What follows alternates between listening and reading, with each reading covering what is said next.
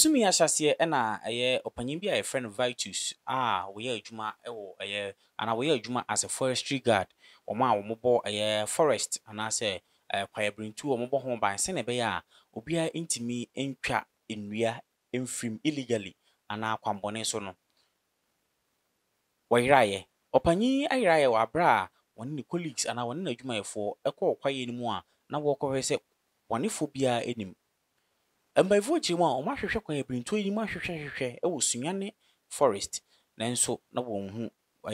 opanya e friend Vitus.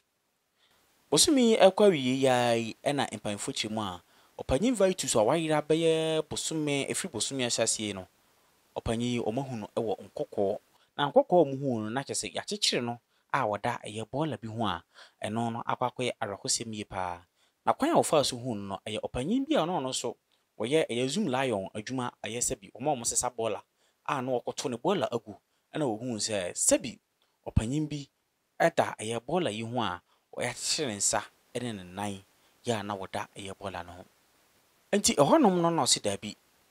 nipa nda honom enti opini ye na hu se indeed nipa no sabi wonwuye ne mum otiase enti afei na amatimi areche abusuafo ama forestry commission ai wo Sunyani no omonsoso omatimi abefa menua be mai anase papa a friend Vitus na ono nsoso no yede no akọ ayaresabia na ne ebisi bia no ye mamo aswati nti nyame adaroma ye panyin Vitus a sabi wayira ye no ye hu no e wo bola ho wayira wo Sunyani me bu hu no bola ho e wo Nkawkaw no papa yida sotiase akoye anigisem kase ye pa ye bompaye se nipa bonfo bia wonim sa adwuma de hu bibia no so no mpanfo ebetimi ache won mu na won so no omode won afa kwampa eso ye de dwuma de ni na esia no we ene news wa de free Sunyani de April.